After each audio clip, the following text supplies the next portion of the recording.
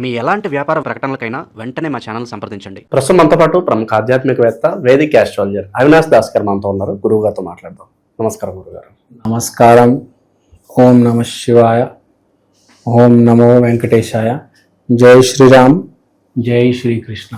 మే నెల విశేషంగా సింహరాశి వాళ్ళకి ఎలాంటి అదృష్టం కలిసి రాబోతుంది? ఆర్థిక పరంగా కావచ్చు, ఆరోగ్య పరంగా, వ్యాపారాల పరంగా ఓవరాల్గా ఎలా ఉండబోతుంది ఈ నెల వేళకి? మే నెలలో సింహరాశికి పదవి ప్రాప్తి దక్కబోతుంది. శుక్రుడు 10వ ఇంట్లో ఉండడం వల్ల పదవి ప్రాప్తి దక్కబోతుంది.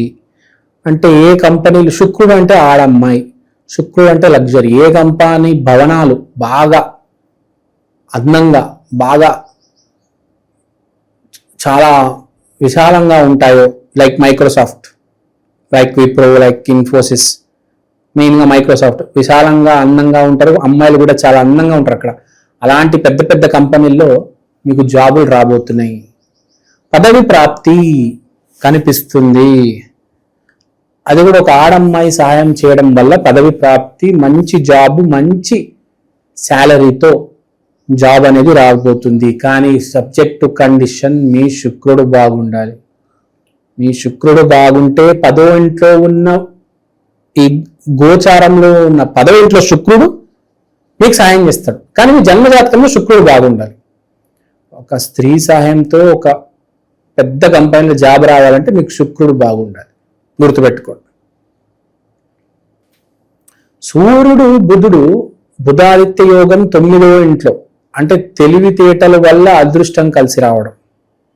అంటే మీకు ఇప్పుడు దాకా ఉన్న తెలివితేటలు వాడారు కానీ అవకాశం రాలేదు. కానీ మీకు తెలివితేటలు ఉండడం వల్ల అది 9వ ఇంట్లో ఇప్పుడు రావడం వల్ల అదృష్టం అనేది కలిసి రావడం అనేది జరుగుతుంది. అవకాశం వచ్చే అవకాశం ఉంది. కానీ అవకాశం రావాలి, దాన్ని సద్వినియోగపరచుకోవాలంటే, ఆ పదవి ప్రాప్తి జరగాలంటే శుక్రుడు 10వ ఇంట్లో వరించాలి. దానికి శుక్రుడు బలంగా ఉండాలి. ఒకటి అవకాశం తీసుకొచ్చేవాడు, మళ్ళీ అవకాశం మీద ఎగ్జామ్ రాసి సక్సెస్ అయినాడు. ఈ రెండు వేరు వేరు. ఎగ్జామ్ రాయడము, ఎగ్జామ్లో మంచి మార్కులు రావడం రెండు వేరు. అంటే బేసిక్గా చదువుకొని వెళ్ళడం, బాగా చదువుకుని ఒక 10 hours చదువుకొని వెళ్ళారు, కానీ మీరు చదివిన ప్రశ్నలు ఏవి రాలేదు.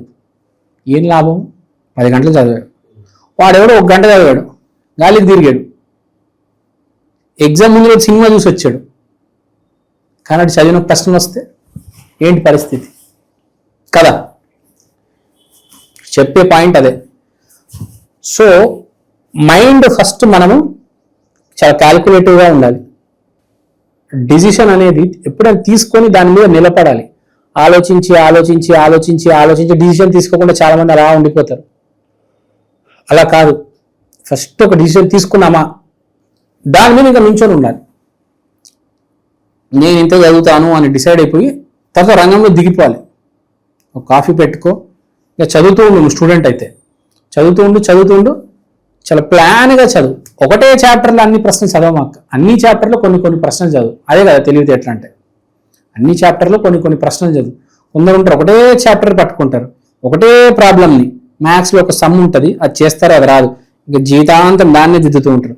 అది వచ్చేదాకా అది దిద్దుతూనే ఉంటారు. సో అలా ఉండకూడదు. మనం చూస్తుంటే కొంతమంది సైంటిస్టులు, ఆడు 10 ఏళ్ళైనా 12 ఏళ్ళైనా అదే ప్రాబ్లం సాల్వ్ చేస్తూ ఉంటాడు. నేను ప్రకృతి మార్చేస్తా, ప్రపంచాన్ని మార్చేస్తా, బ్లాక్ బోర్డ్ మీద రాస్తూ ఉంటాడు, కానీ ప్రాబ్లం సాల్వ్ అవ్వదు. అరే నువ్వేమైనా ఐన్స్టీన్ వా? నువ్వేమైనా న్యూటన్ వా? అడుగుతున్నా. నువ్వు తెలుసుకోరా నాయన. తర్వాత సమ్ము సాల్వ్ చేయడానికి ట్రై చేయి. నువ్వేమైనా శ్రీనివాస రామానుజన్ వా? వాళ్ళే ఎక్కడ నిలుక్కుంటే వదిలేసేవాళ్ళు, తర్వాత చూసుకున్నాము. లేకపోతే వాళ్ళకి ఒక గురువు ఉంటే అక్కడ ఫార్వర్డ్ చేసేవాళ్ళు. వివాహాల పరిస్థితి అండి గురువు గారు ప్రస్తుతానికి? వివాహం గురించి మాట్లాడితే, ఈ పదవి ప్రాప్తి రావడం వల్ల, నువ్వు ఒక స్టూడెంట్ అయితే నీకు నీ ఎగ్జామినేషన్ సెంటర్లో నీ గర్ల్ ఫ్రెండ్ పరిచయం అవుతుంది. నువ్వు ఒక జాబ్ కోసం ట్రై చేస్తున్న వాడివి అయితే ఆ ఆఫీస్లో నీ సీనియర్ని పడేస్తావు. నీకు ఎవరైతే పని నేర్పిస్తుందో ఒక అమ్మాయి నేను ఇంటర్వ్యూ చేస్తుంది, ఇంకో అమ్మాయిని గురువుగా వస్తుంది, ఆ అమ్మాయికి లైన్ వేస్తావు. ఆ అమ్మాయి పడుతుంది, ఆ అమ్మాయితోనే పెళ్ళి అవుతుంది. అంటే పని చేసే చోట గర్ల్ ఫ్రెండ్ ప్రాప్తి, తర్వాత ఫ్యూచర్లో పెళ్ళి యోగం ఉంటే. కానీ అన్నిటికీ కండిషన్ ఏంటి? శుక్రుడు బలంగా ఉండాలి, ఆడజాతికి గౌరవం ఇవ్వాలి. ఆడజాతికి గౌరవం ఇవ్వకపోతే ఏమీ జరగదు, జాబు రాదు, గర్ల్ ఫ్రెండ్ దొరకదు, పెళ్ళి అవ్వదు. ఆడజాతికి గౌరవం ఇవ్వండి. ఆడజాతి దుర్గాదేవి గుడికి వెళ్ళిరండి. భవానీ అమ్మవారిని నమ్మండి. భవానీ మాల వెయ్యండి కుదిరితే, ఈ నెల ఎవరైనా వెయ్యగలిగితే. పిచ్చిగా కూడా ప్రవర్తిస్తారు ఈ నెల, కొంచెం పిచ్చి కూడా వస్తుంది ఈ మనుషులకి ఈసారి. కుజుడు 8వ ఇంట్లో ఉండడం వల్ల కొంచెం మైండ్ అనేది వాబుల్ అవుతూ ఉంటుంది. అది తప్పదు, మార్పు వచ్చే ముందు మైండ్ కొంచెం వాబుల్ అవుతుంది. సో ఇలాంటి సమయంలో మనం చెప్పేది ఏంటంటే, మైండ్ని కంట్రోల్ పెట్టుకోవాలంటే మీరు నేను చెప్పినట్ట దుర్గాదేవి ఆలయానికి వెళ్ళండి. ఆరోగ్య పరిస్థితి ఎలా ఉంటుంది అంటారు? ఆరోగ్య పరిస్థితి పెద్దగా ఇబ్బంది ఏం కనిపించట్లేదు.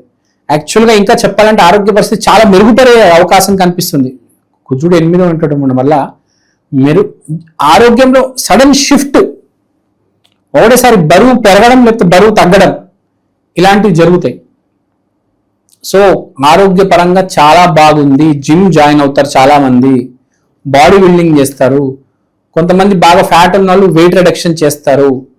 ఆరోగ్య పరిస్థితి బాగుంది, జాబ్ వచ్చే. ఇన్వెస్ట్మెంట్స్ పరంగా వీళ్ళకి ఏదన్నా సూచనలు ఇస్తారు గురుగారు? ఏదన్నా ఇన్వెస్ట్మెంట్స్ పరంగా వీళ్ళకి సూచన ఇచ్చేది ఏంటంటే, ఇప్పుడు రీసెర్చ్ చేయండి. ఇప్పుడు ఇన్వెస్ట్మెంట్ చేసే టైం కాదు, మీరు ఇప్పుడు కాస్త రీసెర్చ్ చేయండి. ఈ నెల కొంచెం మీరు రీసెర్చ్ చేయండి, తర్వాత ఫ్యూచర్లో ఇన్వెస్ట్మెంట్ చేయొచ్చు. ధనపరంగా ఎలా ఉంటుంది? ధనపరంగా చాలా బాగుంది, ఏ ఇబ్బంది లేదు. 9వ ఇంట్లో సూర్యుడు బుధుడు ఉన్నాడు కాబట్టి క్యాష్ ఫ్లోకి ఏ రకమైన ఇబ్బంది లేదు. క్యాష్ ఫ్లో అలా సాఫీగా జరుగుతూ ఉంటుంది. మీ పర్సులో ఎప్పుడు డబ్బులు ఉంటాయి. ఏ విషయాల్లో జాగ్రత్తగా లేకపోతే రిస్క్ లో పడే అవకాశం ఎక్కువగా ఉంటుందంటారు ఈ నెల వీళ్ళు?